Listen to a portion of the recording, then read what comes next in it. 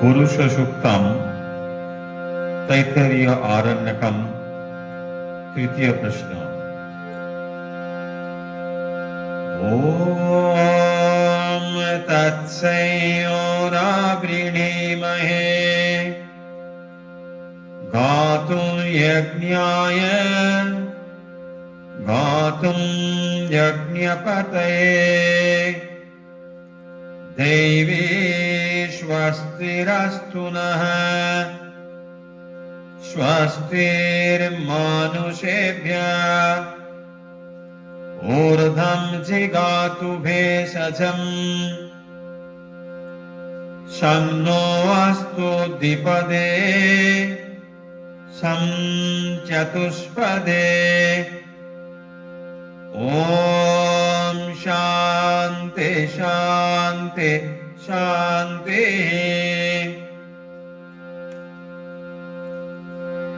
ओम तत्सयोरावृणीमहे गातुं यज्ञाय गातुं यज्ञपतये देवी स्वस्तिरस्तु नः स्वस्तिर्मानुषेभ्यः ऊर्ध्वं जिगातु भेषजम् शं नो अस्तु द्विपदे शं चतुष्पदे। ओम शांति शांति शांति।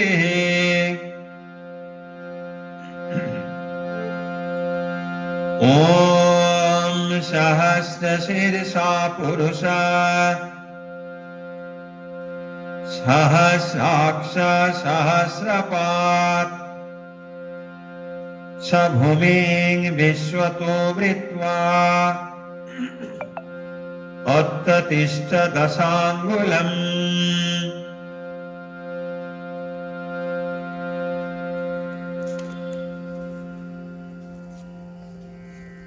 সেই বিরাট পুরুষ যার অনন্ত মস্তক অনন্ত চক্ষু অনন্ত চরণ, তিনি এই ব্রহ্মাণ্ডকে সর্বতোভাবে পরিবেষ্টন করে আছেন। তিনি দশাঙ্গুল পরিমিত স্থান অতিক্রম করে অবস্থিত রয়েছেন। আবার আমরা এই মন্ত্রটি পড়ব। ওম সহস্রশীর্ষা পুরুষঃ সহস্রশীর্ষা পুরুষঃ ওম সহস্রশীর্ষা পুরুষঃ सहस्राक्ष सहस्रपात् सहस्राक्ष सहस्रपात् स भूमिं विश्वतो वृत्वा स भूमिं विश्वतो वृत्वा उत्तिष्ठ दशांगुलम्।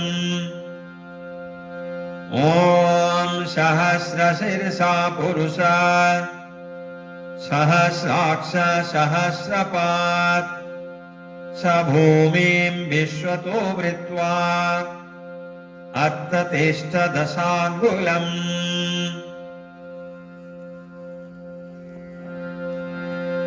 ओम सहस्रशीर्षा पुरुषः सहस्राक्ष सहस्रपात् स भूमिं विश्वतो वृत्वा उत्तिष्ठ दशांगुलम्। पुरुष एवेदगं सर्वम्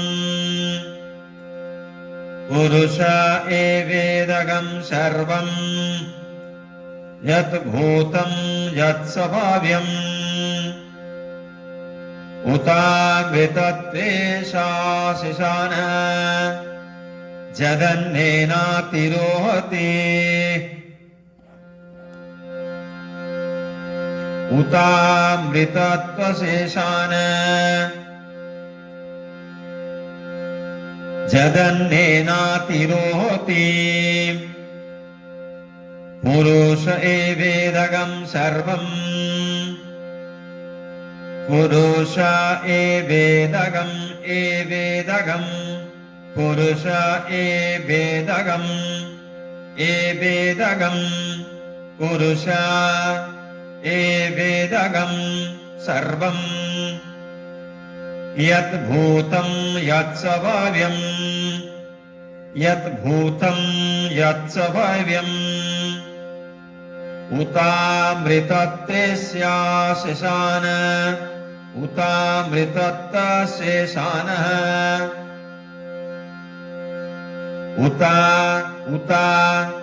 उतामृतत्तशेषानः उतामृतत्तशेषानः जदन्नेनातिरोहति जदन्नेनातिरोहति पुरुष एवेदगं सर्वम् यत् भूतं यत् स्वभाव्यम् उतामृतत्तशेषानः जदन्नेनातिरोहति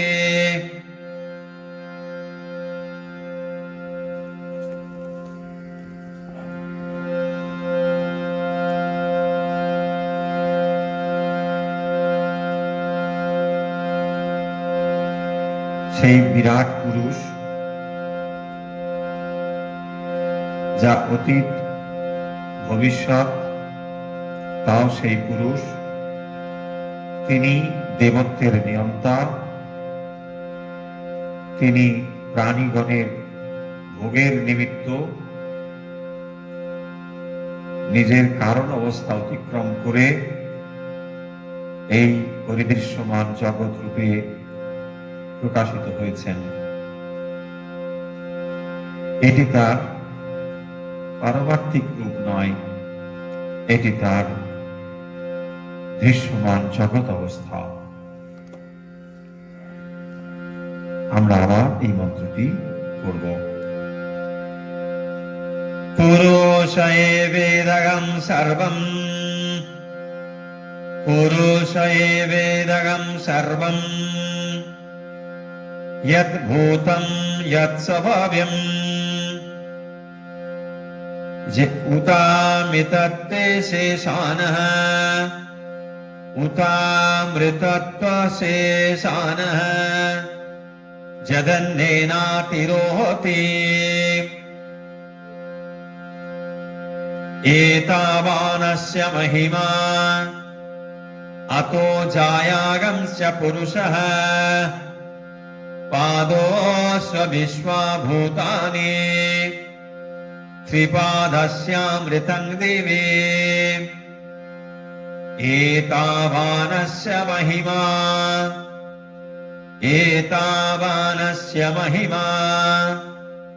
अतो जायागंस्य पुरुषः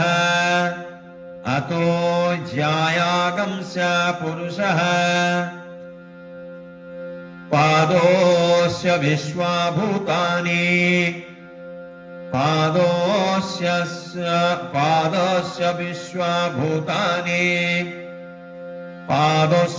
विश्वाभूतानि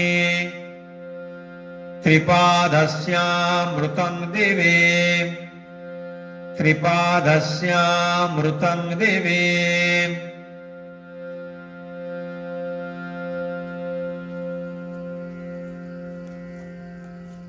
এই সমস্তই তার মহিমা মাত্র।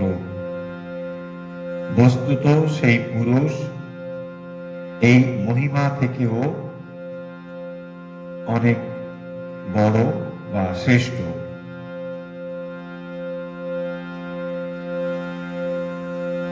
এই কালত্রয় মধ্যবর্তী সমস্ত জীব তার এক পাদ মাত্র। সেই পরম পুরুষের অবশিষ্ট ত্রিপাদ অবিনাশী রূপে স্বপ্রকাশ স্বরূপে অবস্থিত আছেন। আর একবার আমরা এই মন্ত্রটি পড়ব। एतावानस्य महिमा अतो जायागंस्य पुरुषः पादोऽश्वविश्वाभूतानि त्रिपादस्यामृतं दिवे। আরেকবার প্রথম থেকে। ओम सहस्रशीर्षा पुरुष सहस्राक्ष सहस्रपात् स भूमिं विश्वतो वृत्वा अत्ततिष्ठदशाङ्गुलम् पुरुष वेदगं सर्वं यत् भूतं यच्च भाव्यम् उतामृतत्वशेषान् जदन्नेनातिरोहति। एतावानस्य महिमा अतो जायागंस्य पुरुषः पादोऽश्वविश्वाभूतानि त्रिपादस्यामृतं दिवे। ओम शान्ति शान्ति शान्ति।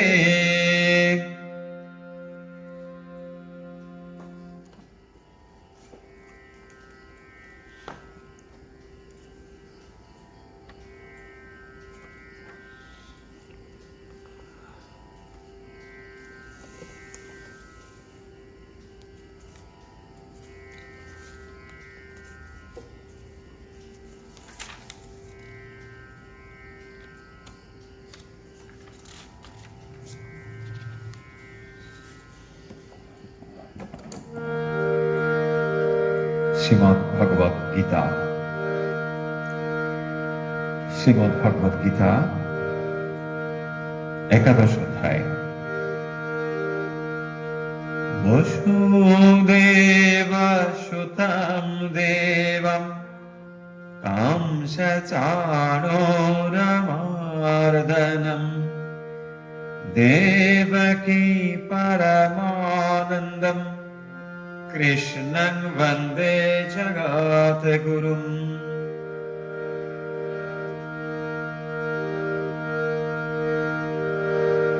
श्लोक नंबर 47। श्री भगवान् उवाच मया प्रसन्नेन तवार्जुनेदं रूपं परं दर्शितमात्मयोगात् तेजोमयं विश्वमनन्तमाद्यं यन्मे तदन्येन न दृष्टपूर्वम् न वेदयज्ञाध्ययनैर्न दानैः न च क्रियाभिर्न तपोभिरुग्रैः एवं रूप सख्य अहं निलोके द्रष्टुं तदन्येन कुरु प्रवीर। मा ते व्यथा मा च विमूढभावो दृष्ट्वा रूपं घोरमृदिङ्ममेदम् व्यपेतभिप्रीतमाना पुनस्तम् तदेव मे रूपमिदं प्रपश्य। संजय उवाच इत्थोर्जुनं वासुदेवस्तथोक्ता स्वकं रूपं दर्शयामास भूय आश्वासमायास च भीतमेनं भूत्वा पुनः सौम्यवपुर्महात्मा। अर्जुन उवाच दृष्टेदं मानुषं रूपं तव सौम्यं जनार्दन इदानीमस्मि संवृत्वा सचेता प्रकृतिं गतः श्रीभगवानुवाच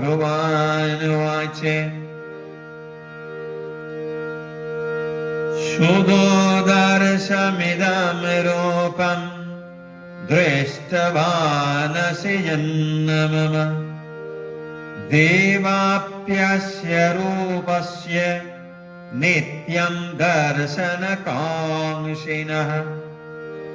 नाहं वेदैर्न तपसा न दानेन न चेज्जया शक्या इवं विदो द्रष्टुं दृष्टवानसि मां यथा भक्त्या तन्नया शक्य अहमेवं विदोऽर्जुन ज्ञातुं द्रष्टुं च तत्त्वेन प्रवेष्टुं च परन्तप मत्कर्म कृत्परमो मद्भक्तसङ्गवर्जितः निर्वैरा सर्वभूतेषु यस मामेति पाण्डव।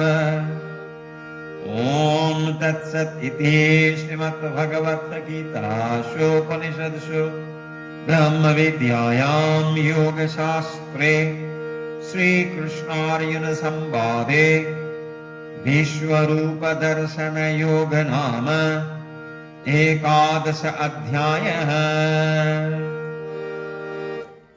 वसुदेवसुतं देवं हंसचाणूरमर्दनं देवकी परमानन्दं कृष्णं वन्दे जगद्गुरुम्।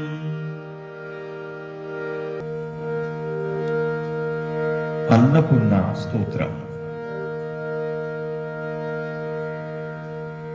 नित्यानन्दकरी वराभयकरी सौन्दर्यरत्नाकरी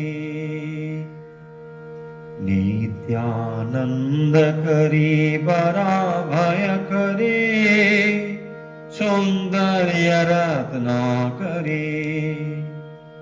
निर्धूताखिल घोरपावनकरे प्रत्यक्ष माहेश्वरी प्राले आचल वंश पावनकरे काशीपुराधीश्वरी भिक्षां देहि कृपावलम्बनकरे मातान्नपूर्णेश्वरी भिक्षां देहि कृपावलम्बनकरे मातान्नपूर्णेश्वरी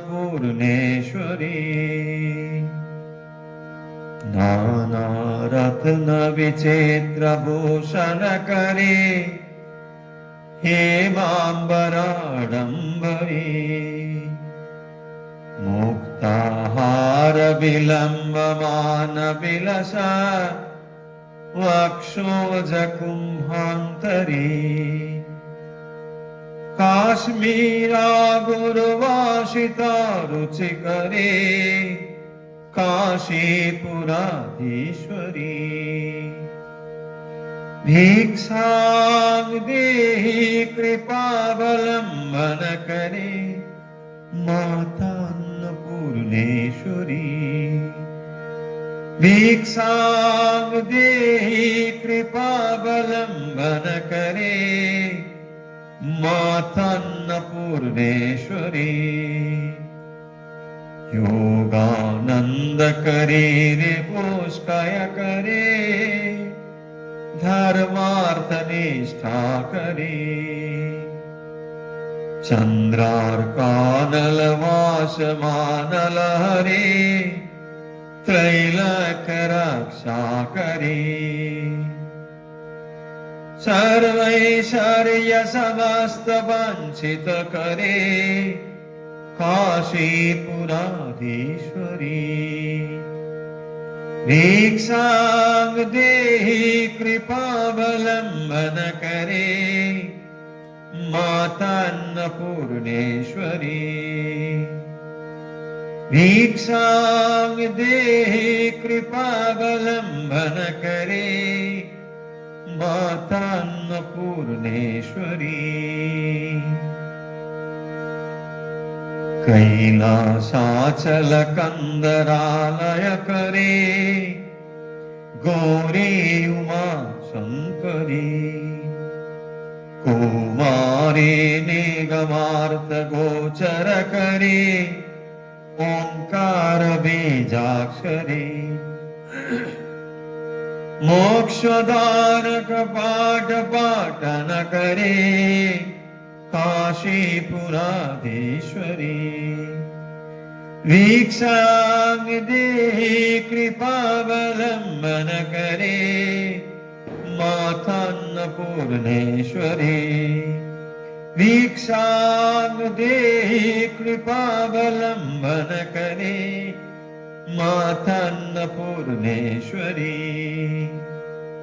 दृश्यादृश्य प्रभूत पावन करे ब्रह्मांड भांडोदरी।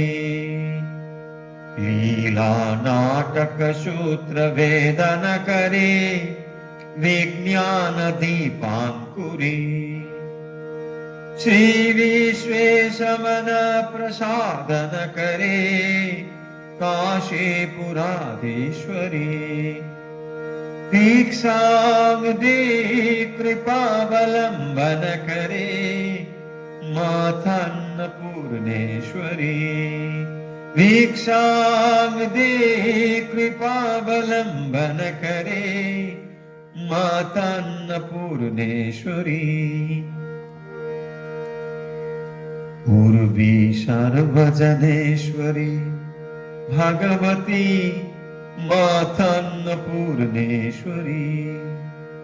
वेणी नील समान कुंतल लहरी नित्यान्नदानेश्वरी। सर्वानंद करे दशा शुभ करे काशीपुराधीश्वरी। भिक्षां देहि कृपावलम्बन करे मातान्नपूर्णेश्वरी। भिक्षां देहि कृपावलम्बन करे मातान्नपूर्णेश्वरी। आदिस्कान्त समस्त वर्णन करे शम्भोस्ति भामा करे। काश्मीरात्रि जनेश्वरे त्रिलहरे नित्यांकुरा शर्वरी। कामाकांक्ष करे जनोदय करे काशीपुराधीश्वरी। भिक्षां देहि कृपावलम्बन करे मातान्नपूर्णेश्वरी। भिक्षां देहि कृपावलम्बन करे मातान्नपूर्णेश्वरी। दुर्वी शरण विचित्र रत्न खचिता दक्षे करे संस्थिता।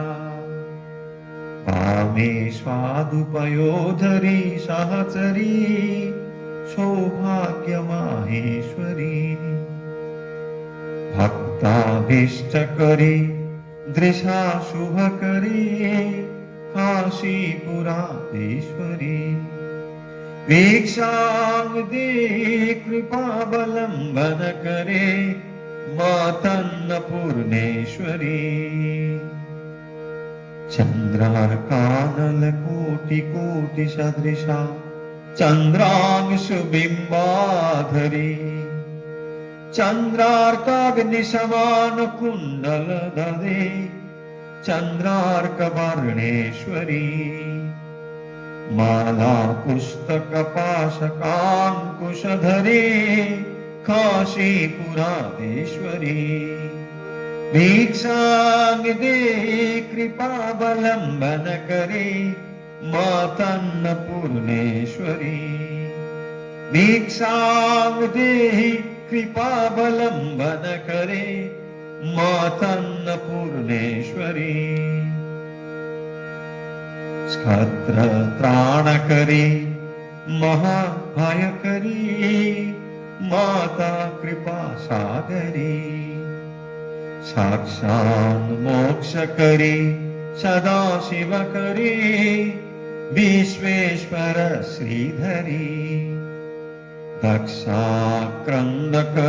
निरामय करे काशीपुराधीश्वरे भिक्षां देहि कृपावलम्बन करे मातन्नपूर्णेश्वरी भिक्षां देहि कृपावलम्बन करे मातन्नपूर्णेश्वरी भिक्षां देहि कृपावलम्बन करे मातन्नपूर्णेश्वरी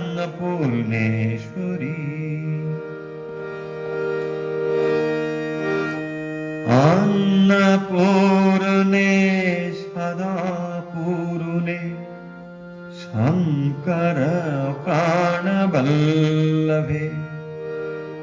ज्ञान वैराग्य सिद्धार्थम भिक्षां देहि च पार्वती माता मे पार्वती देवी पिता देव महेश्वरः बान्धवा शिवभक्ताश्च स्वदेशो भुवनत्रयम् बान्धवा शिवभक्ताश्च स्वदेशो भुवनत्रयम्